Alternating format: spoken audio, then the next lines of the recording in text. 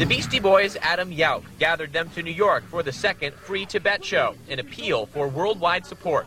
Adam is one of the founders of the Milarepa Fund. He's also on the board of directors, so he is pretty integral to everything that we do. I guess the point of the concert is really to put forward the Tibet issue and to raise awareness about the Tibet issue. The reason that we've chosen to focus on that issue specifically is because it embodies all these principles of nonviolence, and the whole Tibet struggle for freedom is based on nonviolence. Let's not forget that the reason that this concert is going on is to help the people of Tibet get their freedom. So after this is over, if everybody could make an effort to do whatever they can to make sure that that happens, that would be well appreciated. SonicNet's Free Tibet website even offers an incentive for people who find the effort of participation too tiring. But it also allows people to instantaneously become activists. You know, they have a letter right there to President Clinton, and on the spur of the moment they can just, you know, type in their name, hit a button, and it's off. When it comes to freedom in the rest of the world, we basically ignore it. Our corporations are trading with China, basically just taking advantage of the situation over there rather than actually helping to promote change. Music. Life. Oh, yes, indeed, it's fun time, fun time. And Buddhism. I was reading one of your Rolling Stones interviews, and it said when you guys were coming up in high school, you took the aptitude test. I took this aptitude test, and they were like, well, whatever you do, don't play music. And I think I was like, just avoided it for a while, and then some point, actually John Barry, the old guitar player from Beastie Boys, me and him, I was at his house one time, and we were jamming, and I don't know, he just said some positive things. So what would you tell like teens coming up who want to get into the music business? Don't listen to those aptitude tests.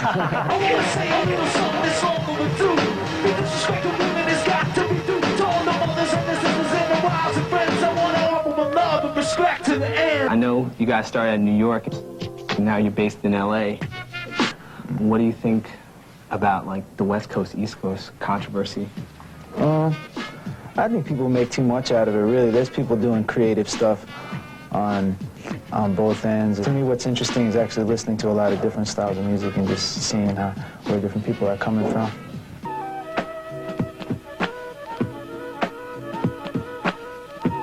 I know you started a fund for the Tibetan people, the Milarepa.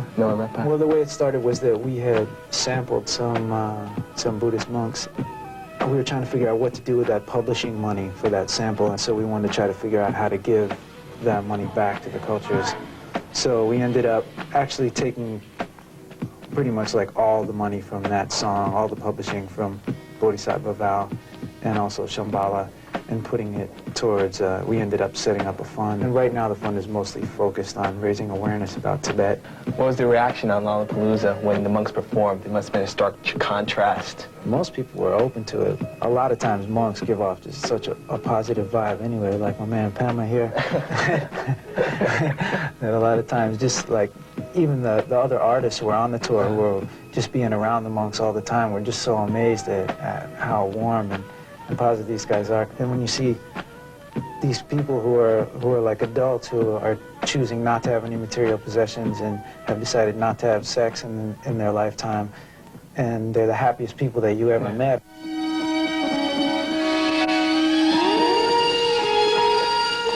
So Pema, can you tell us more about what's happening in Tibet? They're torturing if there's some Tibetans who raise their wives towards the freedom of Tibet and also the human rights in Tibet, so they kill them and they prison them. There's many of them in Tibet right now. They're torturing too many, even the young kids. Yeah. And they have no freedom. So what can we do to support, the cause, I guess, as young people? I think what we don't realize is how much we really affect world politics. And when you buy a pair of pants, we need to really think about what that company represents and where that was made and who made it. We may be buying a pair of pants that was made by a 7-year-old child in a labor prison camp. So how can young people get involved? Not so much in Buddhism, but just into practicing nonviolence? A person can just even experiment around with those basic principles, just the basic principle that that anger or hatred breeds more anger and hatred. If somebody comes towards you and they're angry, if you give them positivity back and you're open and you're loving towards that person, it's gonna help them get out of that. It's just a matter of being sure enough of yourself that when that person throws that anger at you, it doesn't faze you. I'd like to thank Pema, Adam, MCA, Eddie V. See you later.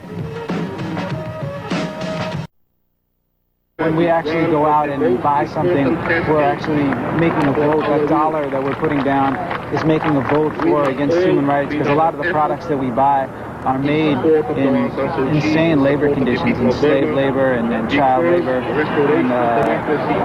prison labor, and many of these prisoners are just political prisoners who have done nothing more than exercise their basic human rights. That was Adam Yauch of the Beastie Boys at a recent rally to free Tibet. It is a cause that is very, very close to his heart. He